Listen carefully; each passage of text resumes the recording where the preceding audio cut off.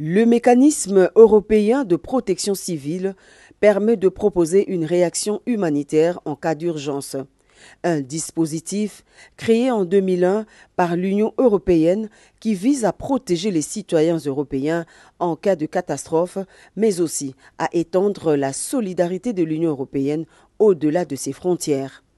En mission de travail en République démocratique du Congo, le commissaire européen en charge de la protection civile et de la gestion de la crise vient s'enquérir de la situation de crise humanitaire qui prévaut à l'est de la RDC, en proie aux affres de la guerre et ses corollaires.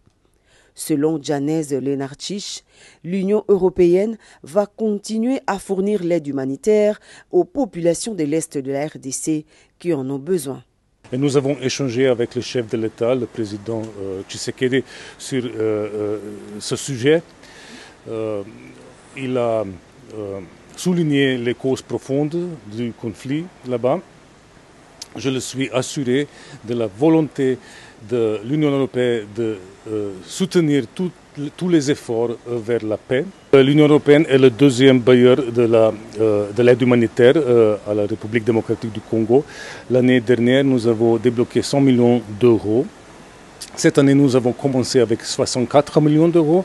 Et ces jours-ci, j'ai décidé de demander à nos autorités budgétaires d'approuver un renforcement de 35 millions d'euros. Parce que la situation humanitaire s'est dégradée cette année ici. Cette année, depuis le début de cette année, il y a presque 1 million de nouveaux déplacements.